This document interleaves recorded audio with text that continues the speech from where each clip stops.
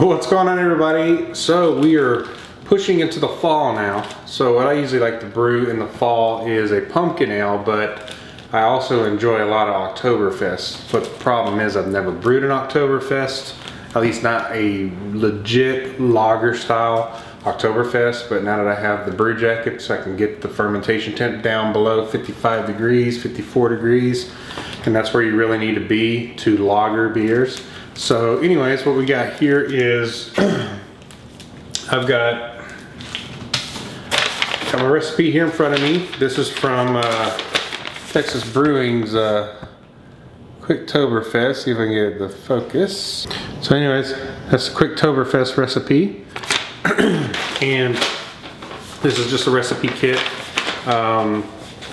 When I was in Midland, I just wanted to get some beer and kegged and everything. I wasn't worried about experimenting and doing my own. I wasn't in a very creative phase. At that point, I just wanted to have some beer on tap. But this is a kit that I bought at that time, and it's a Oktoberfest by Texas Brewing out of Dallas. And it's got 3 pounds of Irix Pilsen malt, 2.5 pounds of Irix Munich, 2.5 pounds of Irix Vienna, a pound of Dingemann's Aromatic, 8 ounces of Weyermann Cara Red, and 8 ounces of Irix Spitz, which is actually Carapils, and then 6 ounces of Irix Crystal 20 Lovapon. And the hops is just an ounce of Hallertau for 60 minutes and an ounce of Hersbrucker for 10 minutes. So it's a real basic, easy recipe. They're saying the ABV on this should be about 5.8%. So we shall see. Grainfather is saying a little different, but then again, I had to put in generic grains and everything in there. So they're not exactly like the grains that Texas Brewing sells is not in the Grainfather's selection of malts that they have in their list. So I just went with what I could, at least for sparge water and mash water calculations anyways. So also, something else interesting is I'm using a lager yeast. Take a look at that. We are using White Labs Oktoberfest Marzen lager yeast. So anyways, I'll pitch this when the beer is cold enough. I don't want to pitch it too early because then I get a lot of esters. I don't want to get too many esters in the beer, and also when you're lagering, the beer kind of cleans itself up. So you want to let the beer sit for a while and kind of clean up after itself, if you will, because the yeast is going to kind of go in there and kind of clean up any of the sulfury off flavors that can tend to develop in the beer while it's fermenting. So this is it takes a lot longer to lager. I think it's like 5 or 6 weeks from what I understand. This is a trial by error. So anyways, let's go ahead and get the mash going here. I've got the Grainfather strike water already ready to go. I've already got some gypsum in there to kind of bring up some hardness in the profile of the water. And I got the sparge water heating up in the sparge water heater. So let's get on and do this.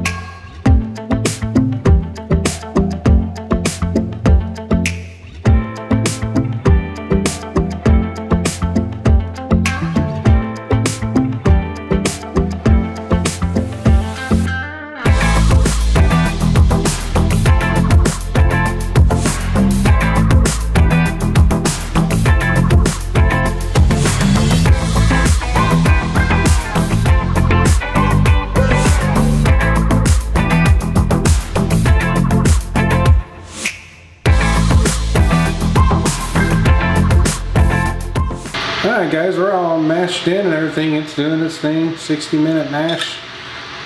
Got a little Samuel Adams Summer Ale here. Gonna go ahead and pop it open. Fill out my muffin top glass.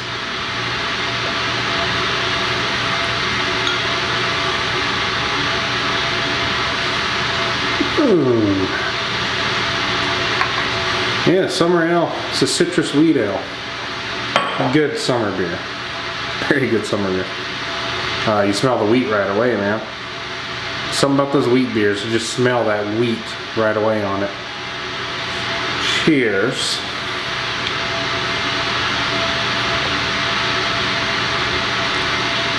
It has summer beer written all over it.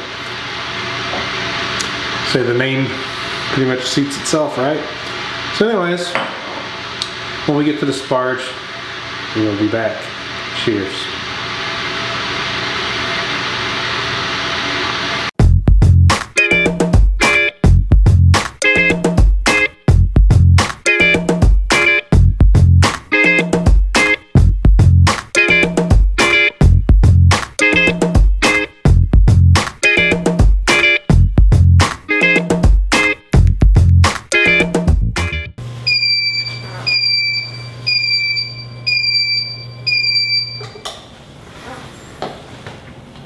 Sparge time.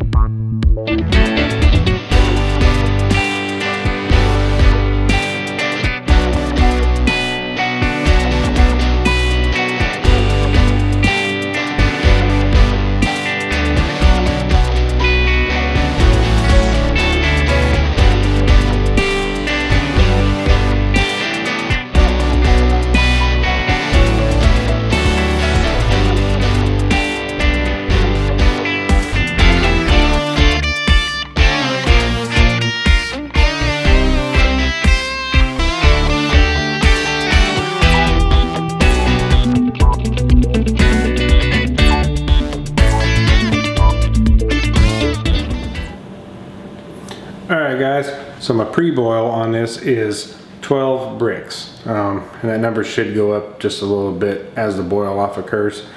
So let's see what that is real quick. Okay, 12 bricks is 1.047 specific gravity. So that's pre-boil. We're getting ready to add our hops here in just a moment, so let's get to that. Alright guys, we reached boil. Let's go ahead and start our timer here.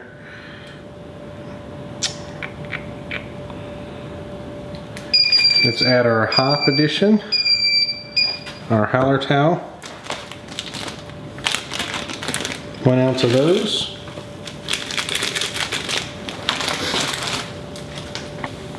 And we'll get back here shortly on this.